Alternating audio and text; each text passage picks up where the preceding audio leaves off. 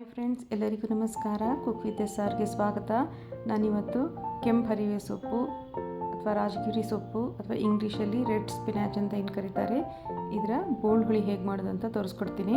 ನಾನಿವತ್ತು ಉಡುಪಿ ಬ್ರಾಹ್ಮಿಣ್ ಸ್ಟೈಲಲ್ಲಿ ಬೋಳ್ ಹುಳಿ ಮಾಡ್ತಾರಲ್ಲ ಹಾಗೆ ಮಾಡಿ ತೋರಿಸ್ತಾ ಇದ್ದೀನಿ.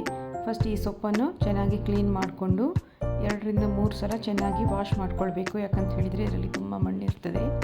ನಂತರ ಇದನ್ನು ಸಣ್ಣಗೆ ಹೆಚ್ಚಿಟ್ಕೊಳ್ಳಿ.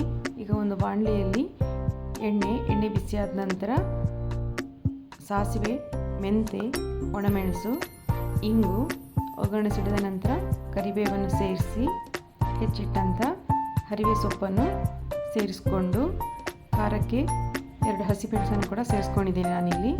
ನಂತರ ಇದನ್ನು ಒಂದು ಸಲ ಚೆನ್ನಾಗಿ ಬಾಡಿಸ್ಕೊಳ್ಳಿ.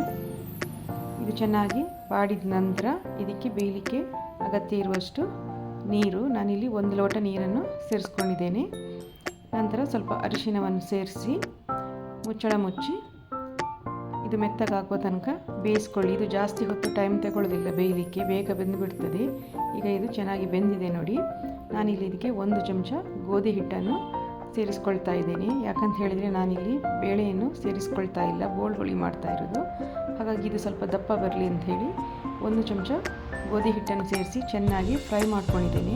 ಇದು ಚೆನ್ನಾಗಿ ಫ್ರೈ ಆದ ನಂತರ ಇದಕ್ಕೆ ಹುಣಸೆಹಣ್ಣು ರಸ, ಉಪ್ಪು, ಬೆಲ್ಲವನ್ನು ಸೇರಿಸಿ ಚೆನ್ನಾಗಿ ಕುದಿಲಿಕ್ಕೆ ಬಿಡಿ.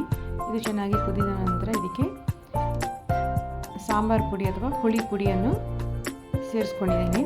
2 ಚಮಚದಷ್ಟು ಹುಳಿ ಪುಡಿಯನ್ನು ಸೇರಿಸ್ಕೊಂಡು ಚೆನ್ನಾಗಿ ಮಿಕ್ಸ್ ಮಾಡಿ ಕುದಿಯಕ್ಕೆ ಬಿಡಿ. ಕೊನೆಯಲ್ಲಿ ಇದಕ್ಕೆ ಕೊತ್ತಂಬರಿ ಸೊಪ್ಪನ್ನು ಸೇರಿಸಿದರೆ ಈ ಸಾಂಬಾರು ಹುಳಿ ರೆಡಿ ಆಗ್ತದೆ.